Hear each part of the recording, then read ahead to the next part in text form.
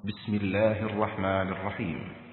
أرأيت الذي يكذب بالدين فذلك الذي يدع اليتيم ولا يحض على طعام المسكين فويل للمصلين الذين هم عن صلاتهم ساهون الذين هم يراءون ويمنعون الماعون.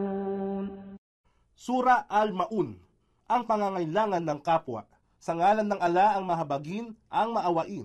Nakita mo ba siya na nagtakwil, nagsasabi na ang araw ng paghuhukom na darating ay kasinungalingan? Sa mga tuwid, siya ay nagtataboy sa mga ulila na may kalupitan. Isinalaysay ni Sa'al bin Sa'ad, ang sugo ng ala, ay nagsabi, "Ako at ang taong lumingap sa isang ulila at nangalaga sa kanyang papasok sa paraiso ng katulad nito at pinagdikit niya ang kanyang hinlalaki at hintuturo."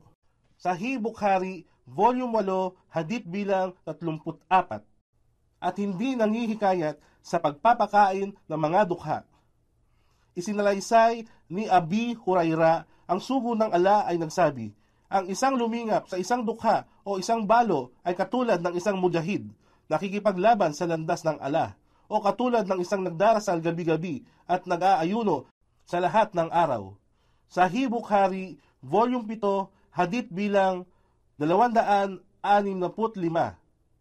Kaya, kasawian sa mga mapagkunwaring nagdarasal, yaong nagpabayang mabalam ang kanilang pagdarasal, sila na mapagkunwari na ang hangarin ay upang makita lamang ng tao, at nagkakait kahit sa maliit na pangangailangan ng kapwa.